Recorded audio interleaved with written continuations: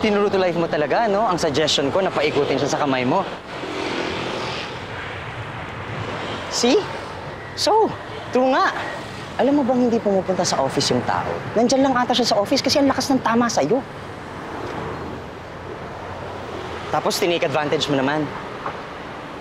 Keep it lang, miss. Alam mo naman, siya lang makagawa ng deadline na binigay ni Miss Claudia.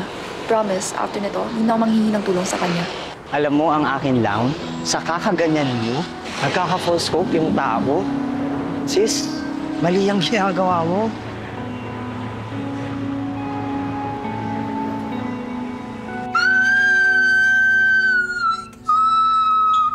Ang laki ng ngiti, ah. Pasok ka na sa banga.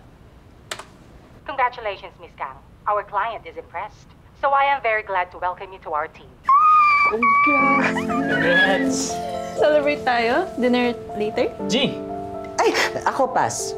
Meron akong sariling lakad, pero kayo kaya rin yun na yan. Ha?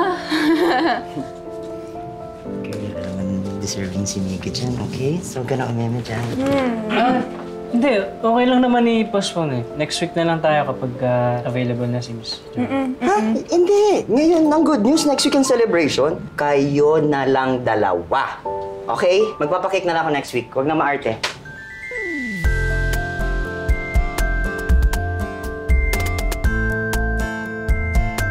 Ata, ang laki ng tulong mo. Bakit natapos ko ang project? Actually, halos ikaw na ang gumawa eh. Wala nga naman. Nanlibre ka naman, no? Balita ko, biology daw yung course mo. Paano ka nakapunta sa the office?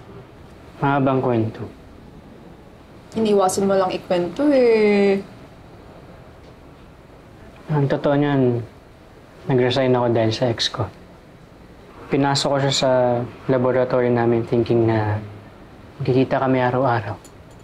Pero yun, pinagpalit ako sa chemist. 6 years yung naging relationship namin. Mula college, magkaklase kami.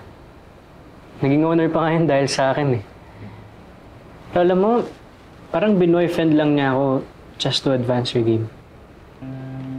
Kaya nag-break kami, wala talaga ako. Delete social media. Ang natira na lang pang kontak ko sa mga tao, email.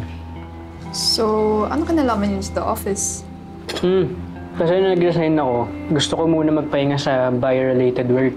Tapos nakita ko hiring yung the office. Sabi ko, magaling naman ako mag-edit eh. Editor kasi ako nung college. Nag-apply ako. Yabang. Hindi naman.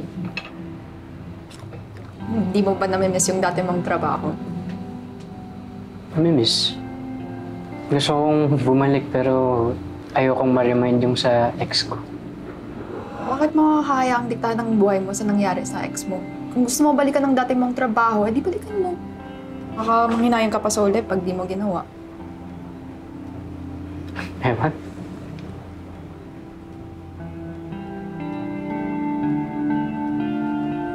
Cute din ng loko. Ano yun? Wala. Wala yun? Wala.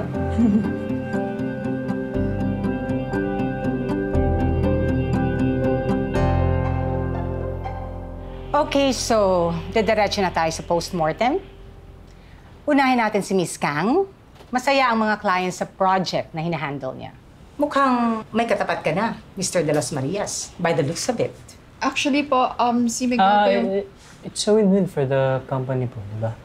Well, looking at your performance, mukhang kailangan mo humabol, Mr. De Las Marias. Hindi mo na-meet ang deadline ng isang client. Buti na lang he knows your capacity, kaya siya nag-extend. What's happening with you? Habol po ako. Huwag po kayo mag-alala.